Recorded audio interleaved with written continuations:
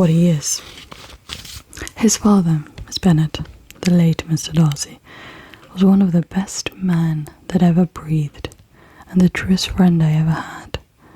And I can never be in company with this Mr. Darcy without being grieved to the soul by 1,000 tender recollections. His behaviour to myself has been scandalous, but I verily believe I could forgive him anything and everything, rather than his disappointing the hopes and disgracing the memory of his father. Come and join in, take a seat, get comfortable, because we are about to do some reading. We are officially in part 5 of Pride and Prejudice, and we are getting to the meat of the Darcy and Elizabeth relationship and their dynamic, which is really the whole thing about Pride and Prejudice, their relationship and how it develops. The seeds have been planted, but now it's truly flourishing. So without further ado, get comfortable, get relaxing, and continue watching. Thank you. Chapter 16. As no objection was made to the young people's engagements with their aunt, and all Mr. Collins' scruples of leaving Mr. and Mrs. Bennet for a single evening during his visit were most steadily recited, the coach conveyed him and his 5 cousins at a suitable hour to Meryton, and the girls had the pleasure of hearing, as they entered the drawing-room, that Mr. Wickham had accepted their uncle's invitation, and was then in the house. When this information was given, and they had all taken their seats, Mr. Collins was at leisure to look around and admire, and he was so much struck with the size and furniture of the apartment that he declared he might have supposed himself in the small summer breakfast parlour at Rosings, a comparison that did not at first convey much gratification, but when Mrs. Phillips understood from him what Rosing was, and who was its proprietor, when she had listened to the description of only one of Lady Catherine's drawing rooms, and found that the chimney-piece alone had cost £800, she felt all the force of the compliment, and would hardly have resented a comparison with the housekeeper's room. In describing to her all the grandeur of Lady Catherine and her mansion, with occasional digressions in praise of his own humble abode, and the improvements it was receiving, he was happily employed until the gentlemen joined them, and he found in Mr. Phillips a very attentive listener, whose opinions of his consequence increased with what she had heard, and he was resolving to retail it among her their cousin, who had nothing to do but to wish for an instrument and examine their own indifferent imitations of china on the mantelpiece. The interval of waiting appeared very long. It was over at last, however. The gentleman did approach, and when Mr. Wickham walked into the room, Elizabeth felt that she had neither been seeing him before, nor thinking of him since. With the smallest degree of unreasonable admiration, the officers of the shire were in general very creditable, gentlemanlike set, and the very best of them were of the present party. But Mr. Wickham was as far beyond them all in person, countenance, air, and walk, as they were superior to the broad-faced, stuffy Uncle Phillips, breathing their port wine, who followed them into the room.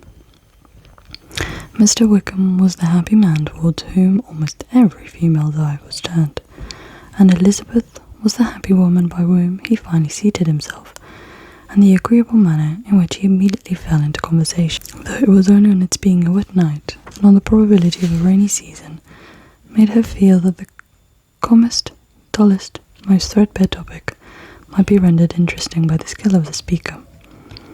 With such rivals for the notice of the fair as Mr. Wickham and the officers, Mr. Collins seemed to sink into significance. To the young ladies he certainly was nothing, but he had still at intervals a kind listener in Mrs. Phillips, and was by her watchfulness most abundantly supplied with coffee and muffin. When the card tables were placed, he had the opportunity of obliging her in return by sitting down to whist. "I know very little of this game at present," said he, "but I shall be glad to improve myself, for in my situation in life." Mrs. Phillips was very thankful for his compliance, but could not wait for his reasons. Mr. Wickham did not play at whist, and with ready delight was he received at the other table between Elizabeth and Lydia. At first there seemed danger of Lydia's engrossing him entirely, for she was at most a determined talker, but being likewise extremely fond of lottery tickets, she soon grew too much interested in the game, too eager in making bets, and exclaiming after prizes to have attention for anyone in particular.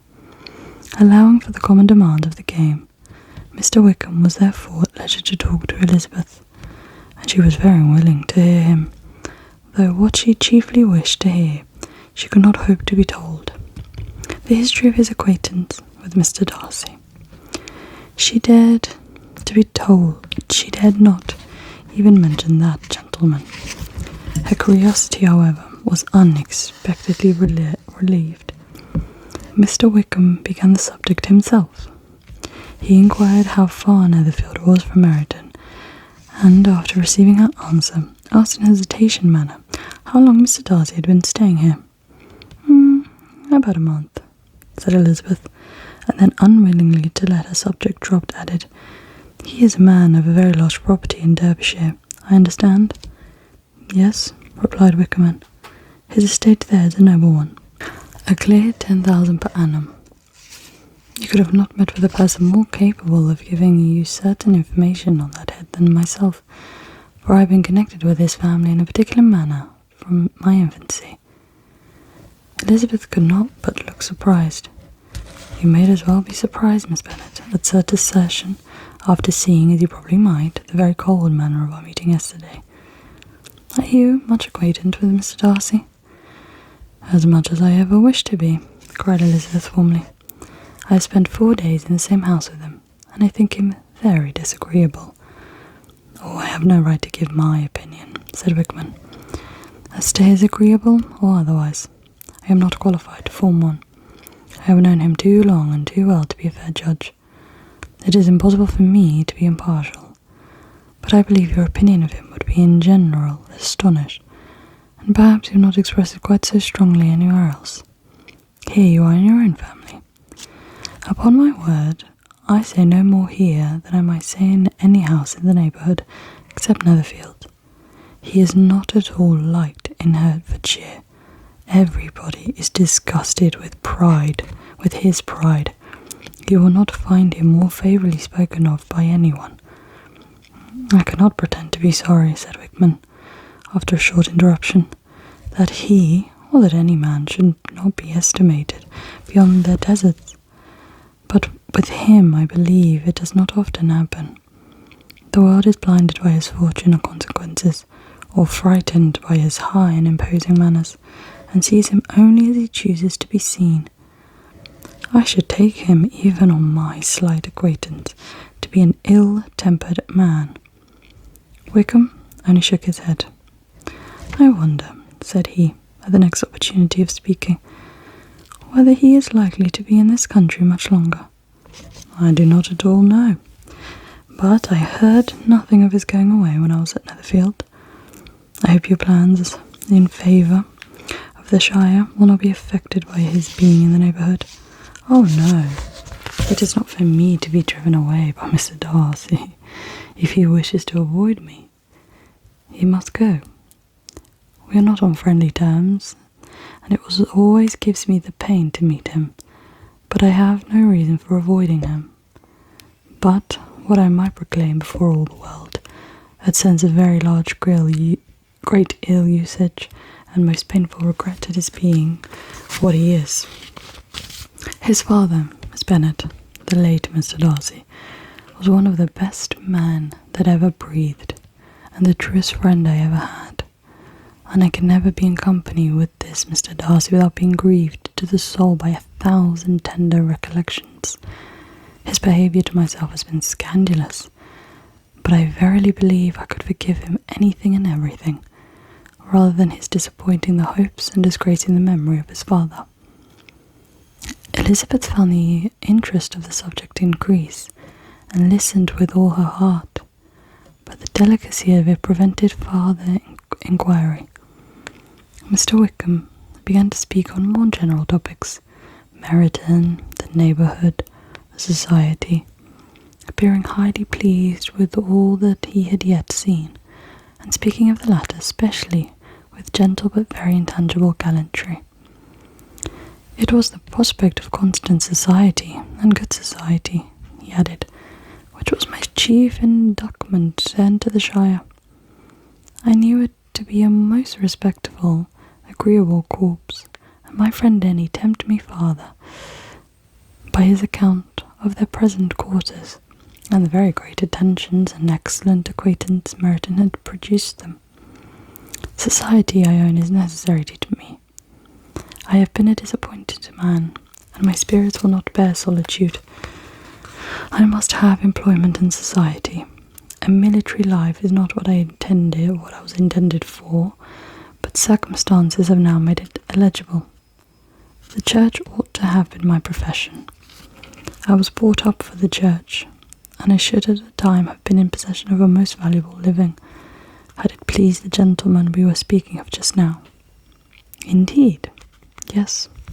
The late Mr. Darcy bequeathed me the next presentation of the best living gift. He was my godfather, and excessively attached to me. I cannot do justice in his kindness. He meant to provide for me, and thought he had done it, but when the living fell, it was given elsewhere. Good heavens, cried Elizabeth, but how could that be? How could his will be disregarded? Why did you not seek legal redress?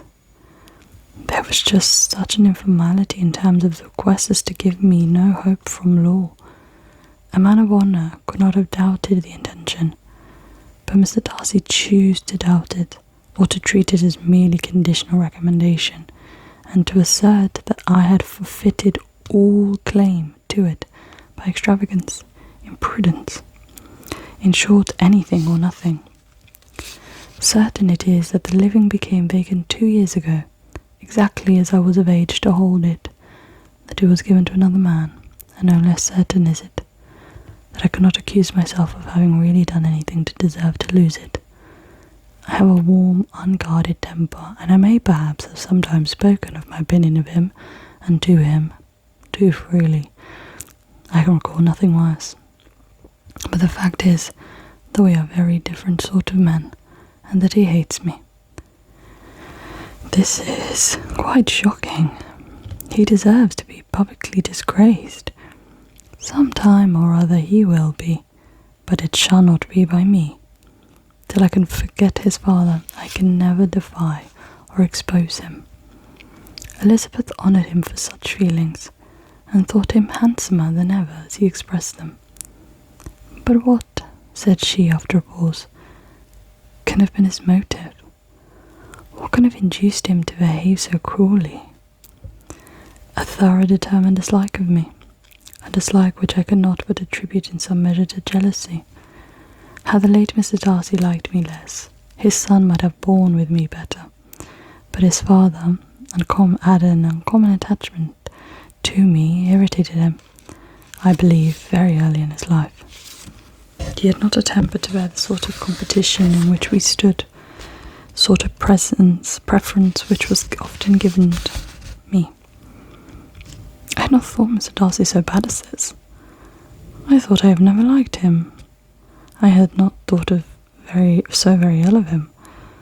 I had supposed him to be despising his fellow creatures in general, but did not suspect him of descending to such malicious revenge, such injustice, such inhumanity as this.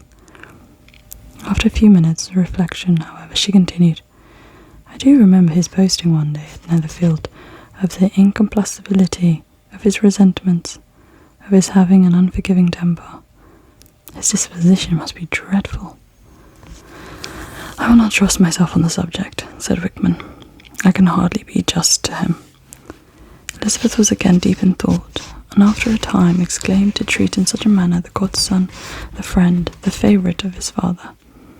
She could have added, a young man too, like you, whose very countenance may vouch for your being amiable, but she contented herself with, and one too, who had probably been his own companion from childhood, connected together, as I think you said, in the closest manner. We were born in the same parish, within the same park. The greatest part of our youth was passed together, inmates of some house, sharing the same amusements, objects of the same parental care. My father began life in the profession which your uncle, Mr. Phillips, appears to do so much credit to, but he gave up everything to be useful to the late Mr. Darcy, and devoted all his time to the care of the Pemberley property. He was most highly esteemed by Mr. Darcy, a most intimate, confidential friend. Mr. Darcy often acknowledged him to be under the greatest obligation to my father's active superintendence, and when, immediately before my father's death, Mr. Darcy gave him a voluntary promise of providing for me, I am convinced that he felt it to be much as a debt of gratitude to him, as of affection to myself. How strange, cried Elizabeth. How abominable. I wonder that the very pride of this Mr. Darcy had not made him just to you, if from no better motive that he should have not been too proud to be dishonest. For dishonesty, I must call it. It is wonderful, said Wickham, for almost all his actions may be traced to pride, and pride has often been his best friend. It has connected him nearer with virtue than with any other feeling. But we are none of us consistent, and in his behaviour to me, there were stronger impulses even than pride. Can such abominable pride as his have ever done him any good? Yes, it has often led him to be liberal and generous, to give his money freely, to display hospitality, to assist his tenants and relieve the poor. Family pride and filial pride, for he is very proud of what his father was, have done this, not to appear to disgrace his family, to degenerate from the popular qualities, or to lose the influence of Pemberley House. It is a powerful motive. He also has brotherly pride, which with some brotherly pride makes him a very kind and careful guardian of his sister, and you will hear him generally cried up the most attentive and best of brothers. What sort of girl is Mr. Darcy? He shook his head. I wish I could call her amiable. It gives me pain to speak ill of a Darcy, but she is too much like her brother. Very, very proud. As a child she was affectionate and pleasing, and extremely fond of me, and I have devoted hours and hours to her amusement. But she is nothing to me now. She is a handsome girl, about 15 or 16, and I understand highly accomplished since her father's death. Her home has been in London, where a lady lives with her, and superintends her education. After many pauses and many trials of other subjects, Elizabeth could not help reverting once more to the first and saying, I am astonished at his intimacy with Mr. Bingley. How can Mr. Bingley, who seems good-humoured himself, and is, I really believe, truly amiable, be in a friendship with such a man? How can they suit each other? Do you know Mr. Bingley? Not at all. He is a sweet-tempered, amiable, charming man. You cannot know what Mr. Darcy is. Probably not. But Mr. Darcy can please where he chooses. He does not want abilities. He can be a converser companion if he thinks it is worth his while. Among those who are all that is equal in consequence, he is a very different man from what he is to the less prosperous. His pride never deserts him. But with the rich he is liberal-minded, just sincere, rational, honourable, and perhaps agreeable, allowing something for fortune and figure. The whist party soon afterwards breaking up, the players gathered around the other table, and Mr. Collins took his station between his cousin, Elizabeth, and Mr. Phillips. The usual inquiries as to his successes were made by the latter. They had not been very great. He had lost every point. But when Mrs. Phillips began to express a concern thereupon, he assured her, with much great earnest gravity, that it was not the least important, that he considered the money a mere trifle, and begged she would not make herself uneasy. "I know very well, madam," said he, "that when a person sits down to a card table, they must take their chance of these things, and happily I am not in such circumstances as to make 5 shillings any other object. There are undoubtedly many who could not say the same, but thanks to Lady Catherine de Bourgh, I am removed far beyond the necessity of regarding little matters."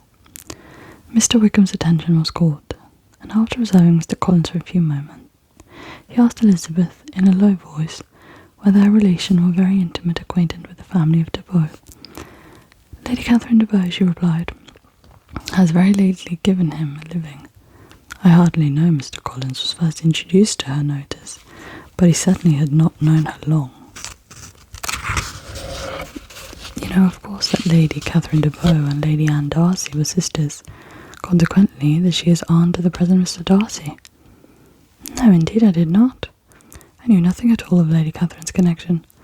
I never heard of her existence till the day before yesterday. Her daughter, Miss de Bourgh, will have a very large fortune, and it is believed that she and her cousin will unite 2 estates."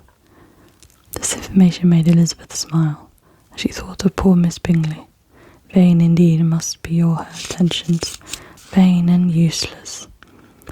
Her affection for his sister and her praise of himself, if he were already self-destined to another. "Mr. Collins," said she, "speaks highly both of Lady Catherine and her daughters, but for some particulars he had related of her ladyship. I suspect his gratitude misleads him, that in spite of her being his patronage, she is arrogant, conceited woman."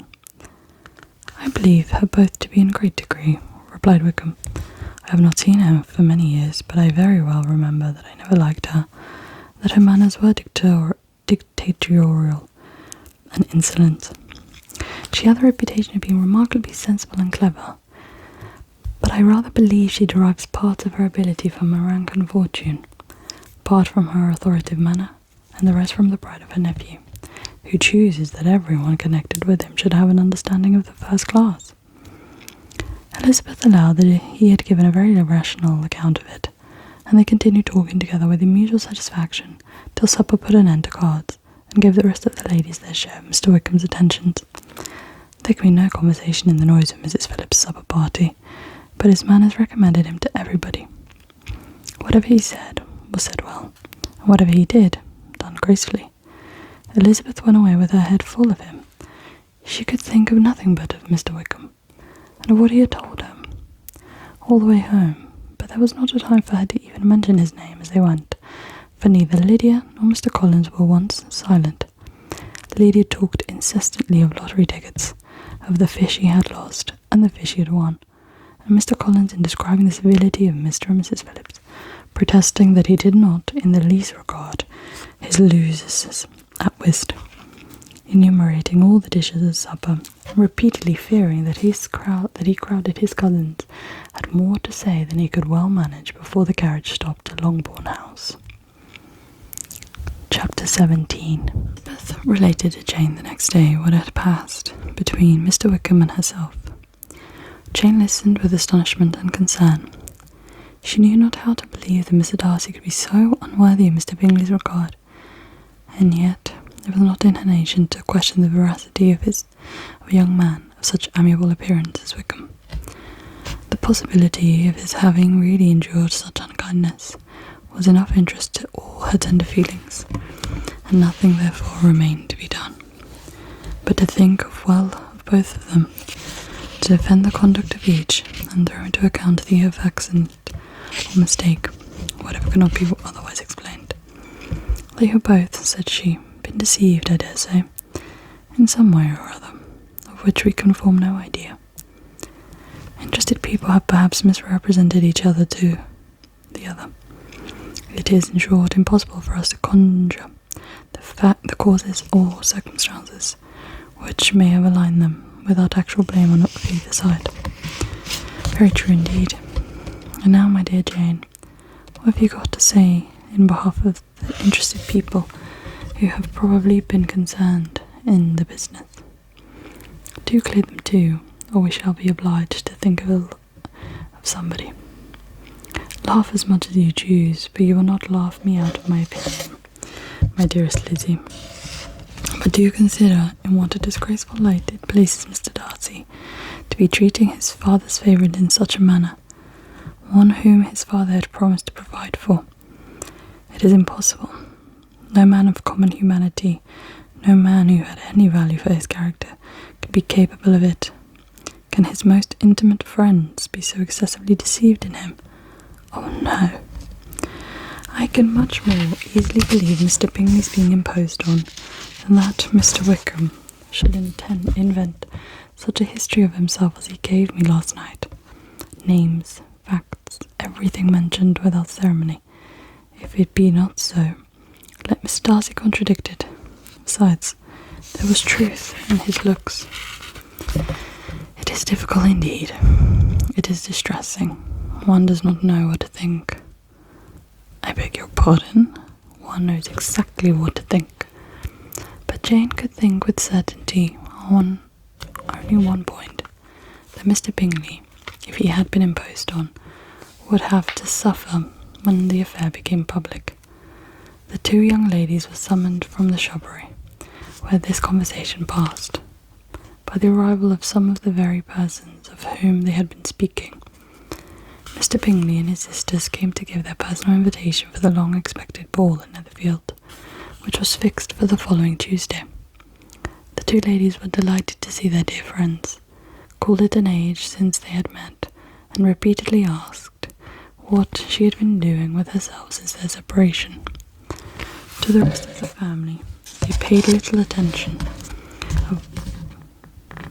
avoiding Mrs. Bennet as much as possible, saying not much to Elizabeth and nothing at all to others. They were so soon gone again, rising from their seats with an activity which took their brother by surprise, and hurrying off as if eager to escape from Mrs. Bennet's civility.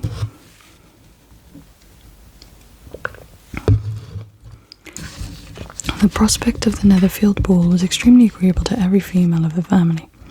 Mrs. Bennet chose to consider it as a given in compliment to her eldest daughter, and was particularly flattered by receiving the invitation from Mr. Bingley himself, instead of a ceremonious card.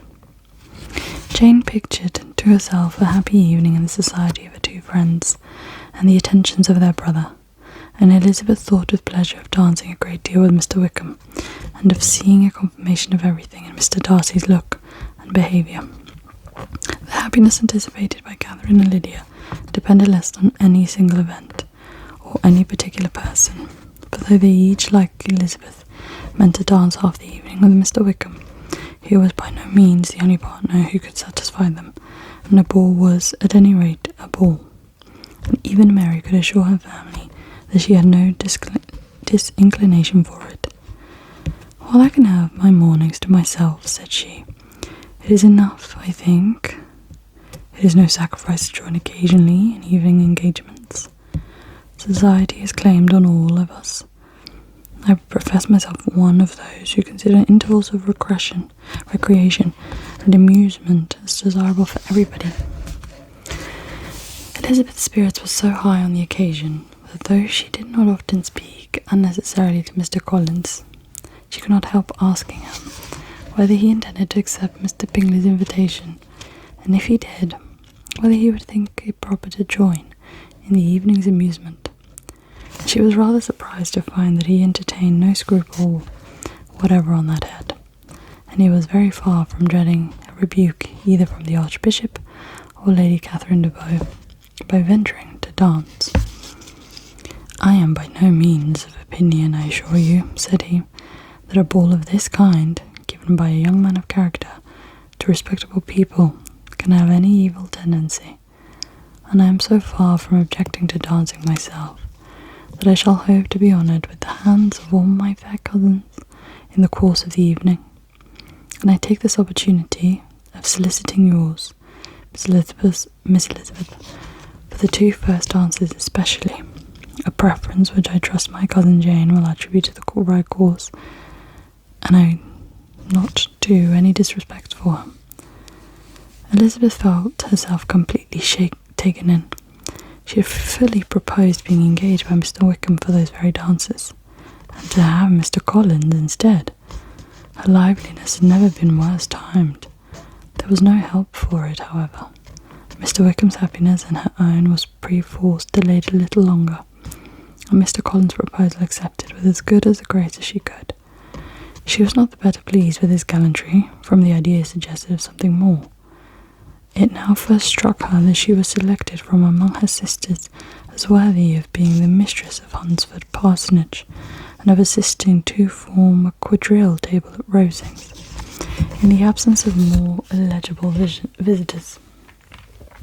The idea soon reached a conviction, and she, as she observed his increasing civilities towards herself, and heard his frequent attempts at a compliment on her wit and vivacity, and though more astonished than gratified herself by this effect of her charms, it was not long before her mother gave her to understand that the probability of their marriage was exceedingly agreeable to her. Elizabeth, however, did not choose to take the hint, being well aware that a serious dispute must be the consequence of any reply. Mr. Collins might never make the offer. Until he did, it was useless to quarrel about him.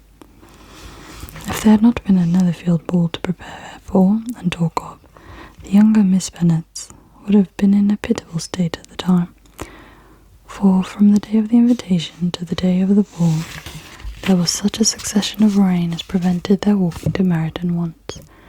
No aunts, no officers, no news could be sought after. The very shoe roses for Netherfield we got by proxy. Even Elizabeth might have found some trial of her patience in weather, which totally suspended the improvement of her acquaintance with Mr. Wickham, and nothing less than a dance on Tuesday could have made such a Friday, Saturday, Sunday and Monday endurable to Kitty and Lydia. Chapter 18.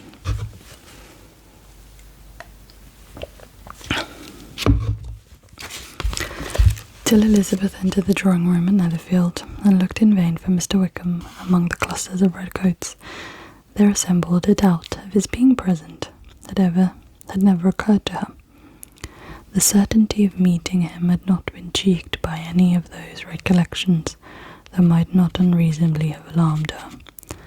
She dressed with more than usual care, and prepared in the highest spirits for the conquest of all that remained unsubdued of his heart, trusting that it was not more than might be won in the course of the evening. But in an instant arose the dreadful suspicion of his being purposely omitted for Mr. Darcy's pleasure in the Bingleys' invitation to the officers. And though this was not exactly the case, the absolute fact of his absence was pronounced by his friend, Mr. Denny, to whom Lydia eagerly applied, and who told them that Wickham had not been obliged to go to town on business the day before. I was not yet returned, adding with a significant smile, I do not imagine his business would have called him away just now, if he had not wished to avoid a certain gentleman here. This part of his intelligence, though unheard by Lydia, was caught by Elizabeth, as it assured her that Darcy was not less answerable for Wickham's absence than if her first surmise had been just. Every feeling of displeasure against the former was so sharpened by immediate disappointment that she could hardly reply with tolerable civility to polite inquiries which he directly afterwards approached to make. Attentions, forbearance, patience with Darcy was injury to Wickham. She was resolved against any sort of conversation with him, and turned away with a degree of ill humour which she could not wholly surmount, even in speaking to Mr. Bingley, whose blind partiality provoked her.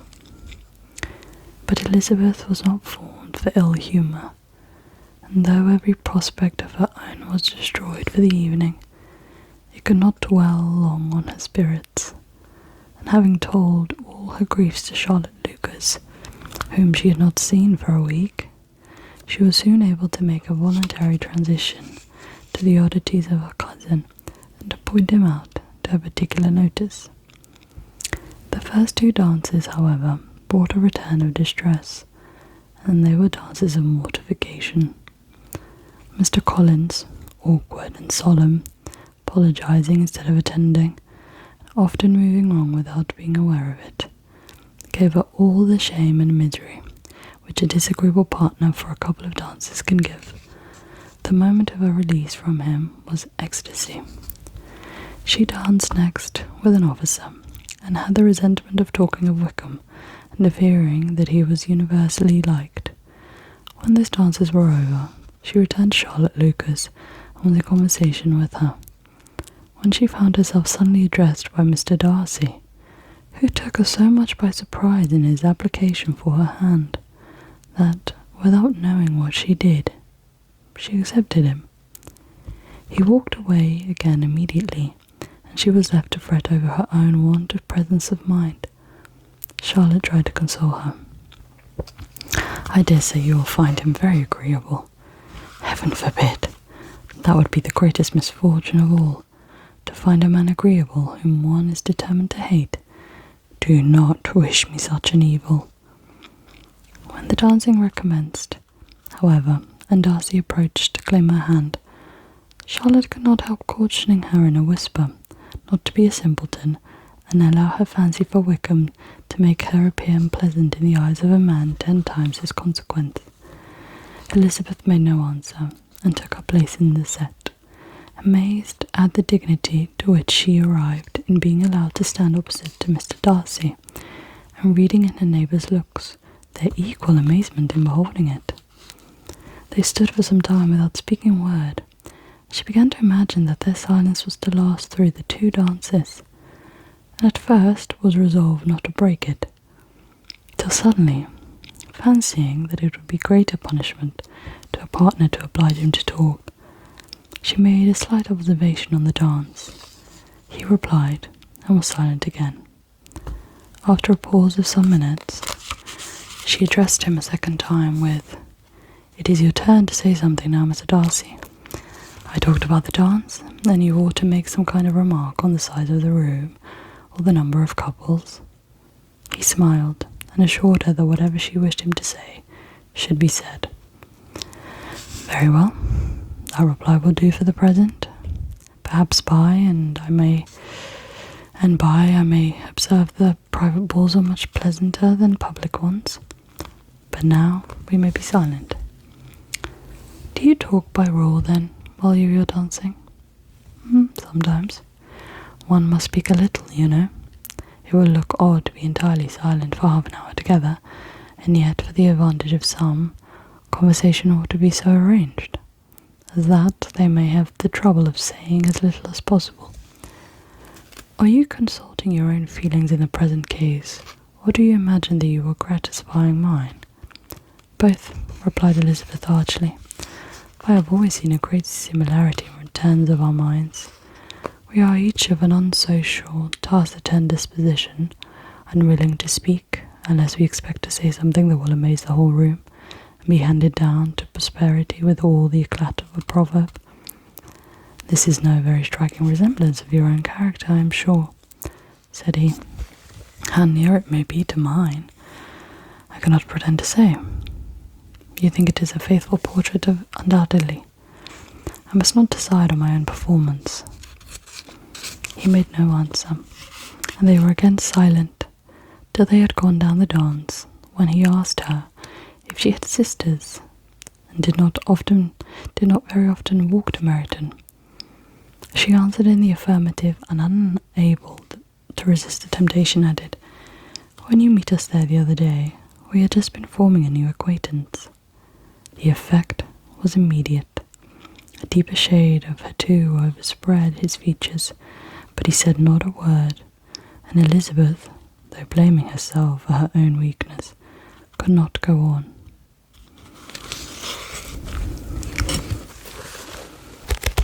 That concludes our part 5 reading of Pride and Prejudice.